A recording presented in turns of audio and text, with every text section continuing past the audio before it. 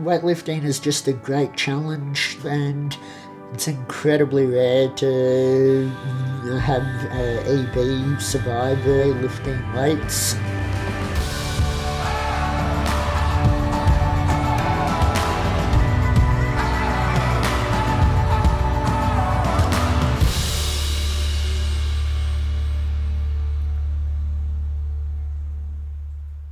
Everything in life potentially is painful. It's just a matter of risk versus reward and working out if it's something I really want to do, then I'm going to find a way to do it every single time.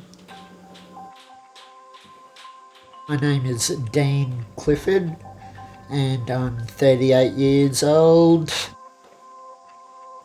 I was born with a very rare genetic skin condition called Epidermolysis Bullosa, junctional. The way I describe it to people that I just meet is my skin is basically as strong as tissue paper or as strong as butterfly wings. So the slightest little movement will create a blister or create a tear in my skin that will become ulcerated and become a nightmare to deal with. It's sort of equivalent to living with third-degree burns every single day. As a very young child, I was always aware that something different was happening to my skin. The doctors treated me, openly sort of suggested that my life expectancy wasn't more than a few years. When Dean was first born, he was a beautiful baby, good weight, normal delivery. The roller coaster started about 4 or 5 days after birth.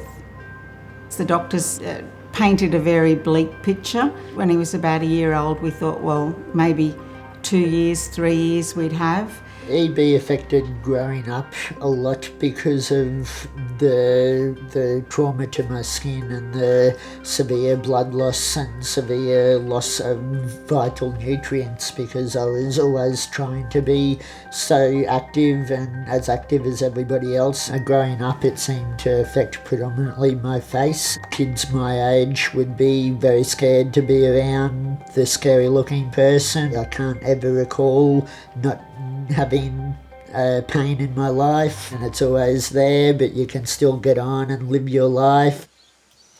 Good day, mate. Yeah, I know that. Yeah, good to see you. Ready to lift some weights? Let's get out of this heat.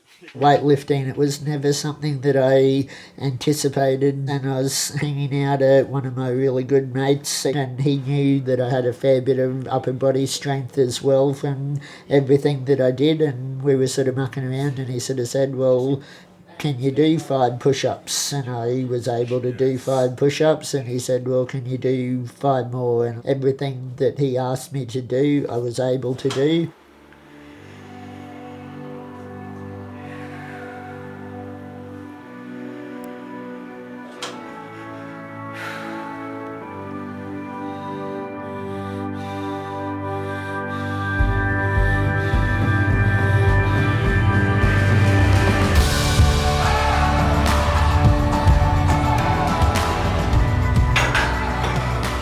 We started off with no weights, and by the end of that sort of hour gym session, I was lifting my body weight and bench pressing my body weight, and that's something that most people have to spend weeks and months and years training to build up their strength to be able to do.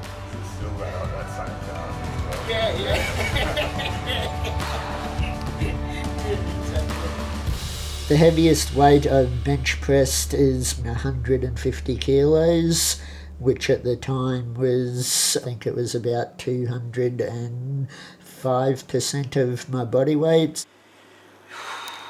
I think weightlifting has meant a lot to Dean. I know he loves it. Yeah, I just think it's amazing what he's been able to do, to be honest. Like, yeah.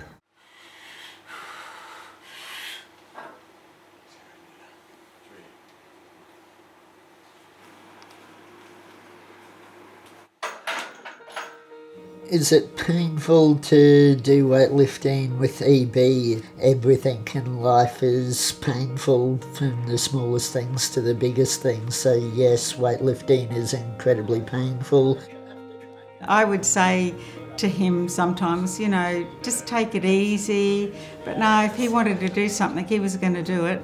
Back in '99, I suppose, before the 2000 Olympics, he was a torchbearer in the town where we lived, and up until then he could hardly walk very far. He was in a wheelchair most of the time, and he was determined he was going to walk 600 metres that he was allocated to do, and the whole town was walking with him, so that was a pretty proud effort.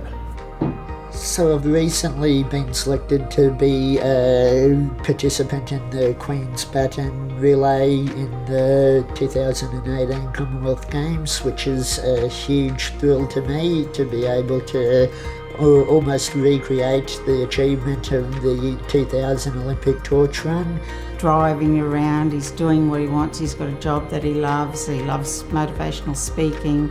Who would have thought that would happen? It was sort of a goal of mine to become a motivational speaker, and I remember talking to my boss at Toyota that I still work with, and I sort of said to Ken that I had this crazy idea when I was older to become a motivational speaker, and Ken sort of looked at me and he said, well, Dean, your entire life is about inspiring people without you ever realising it. If you don't think you're a motivational speaker already, you're kidding yourself.